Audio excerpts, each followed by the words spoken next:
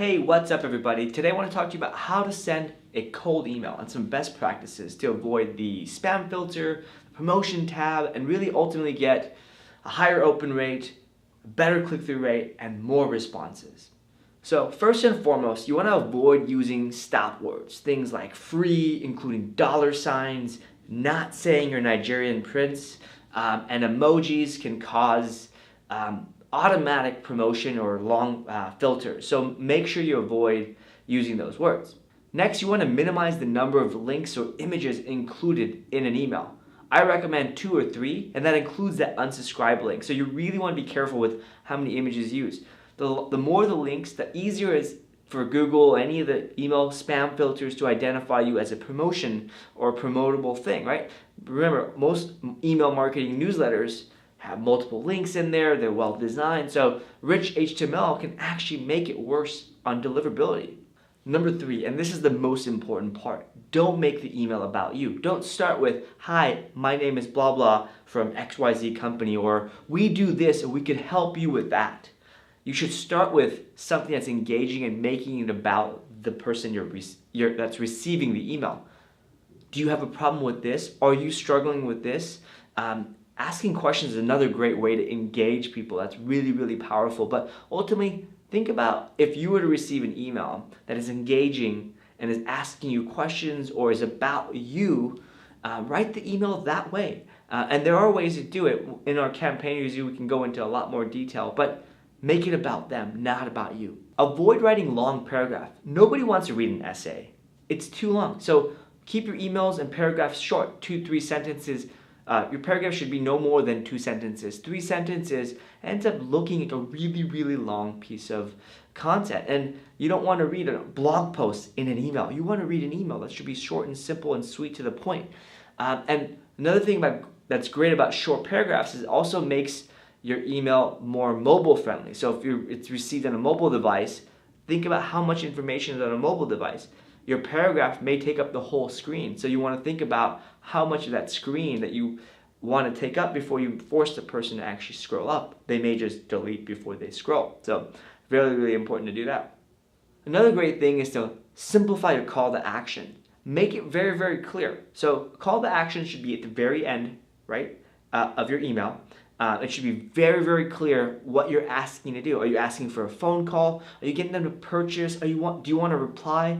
A lot of people say, would love to talk, and oh, if you want to read this and that and this other thing, don't convolute the call to action. Make it very, very clear. What do you want? You want an email back?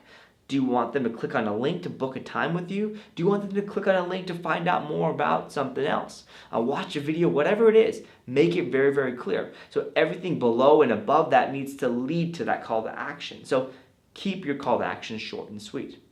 Another great thing you can do is to warm up your cold email list by engaging with them on social media.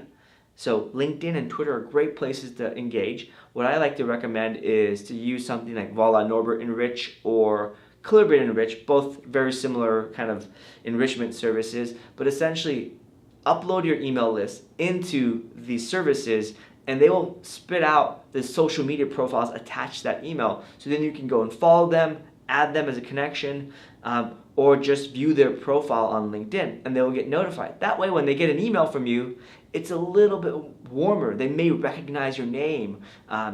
Some familiarity will help you get higher open rates. So make sure you do that if you can.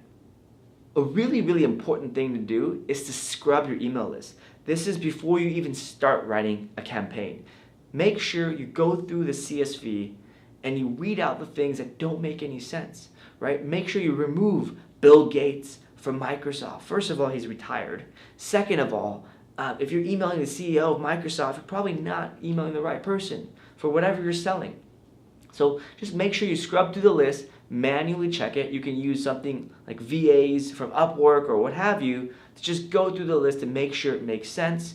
You might find some obvious incorrect emails, and throughout the same process, you can verify your email list.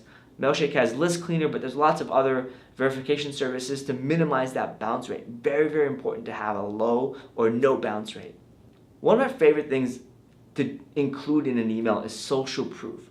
things like I've worked with hundreds of clients, or I've been featured in blah, blah, blah. And remember, it shouldn't be I've been, we've been, or we've worked with blah, blah, blah. So where you include that, a lot of times people include that in the beginning, saying, hey, we want to help you with this. We've been doing this. That's still very much about you. You want to make it about the recipient. So the way to do that is in the PS, or in your email signature. At the very bottom of the email, that's very close to the call to action. You can say, we work with hundreds of customers. We've been featured on blah, blah, blah publication. Or we've helped companies like X, Y, and Z with whatever it is you're selling. Now for some tips on the follow-up. This is really, really important because once you've got that first email out, you can follow up to hopefully get a better response.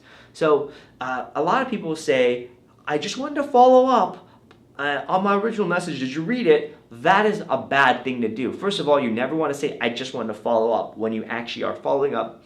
That's it's just wasted words because you're following up, they know it. What you want to do is include content or add value. Is there a video you can watch, a case study, a blog post, something helpful that would help their job, help them be better at their job, or whatever it is. So I see a lot of customers selling to, let's say, local businesses, and they're selling advertising services. So instead of saying, hey, I want to follow up if you're interested in advertising services, or you want help with Facebook ads, send them an article about how small businesses have leveraged Facebook ads over the last 3 years and how that's the best channel for them, or get them to read something so they're more inclined to trust you. And adding that trust and credibility and continue to add value to them is going to help you get not just a reply or click through, but a sale. So very, very important. Another thing to keep in mind is to make sure your follow-up doesn't happen too soon.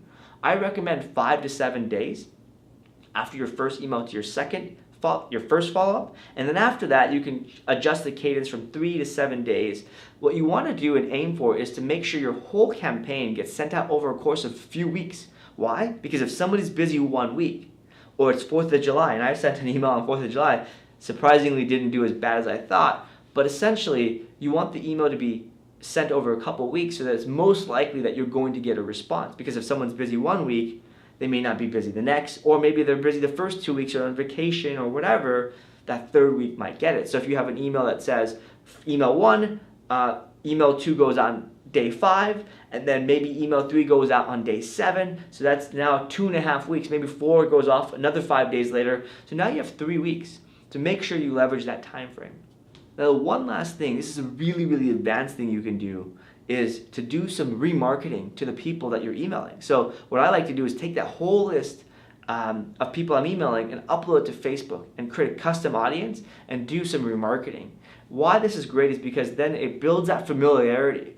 And first of all, it's dirt cheap because you're emailing a targeted list of people. Even if it's 10, 20,000 person email list, it's a very hyper-targeted thing. And what you want to showcase is your brand, your name, and create value. Don't sell in the remarketing, just show your brand so that your email is more familiar, your name is more familiar, and number 2, you're more trusted because they've seen ads. So that's my tips on the cold email best practices. Hopefully this helps, and definitely reach out if you have any questions or leave a comment below.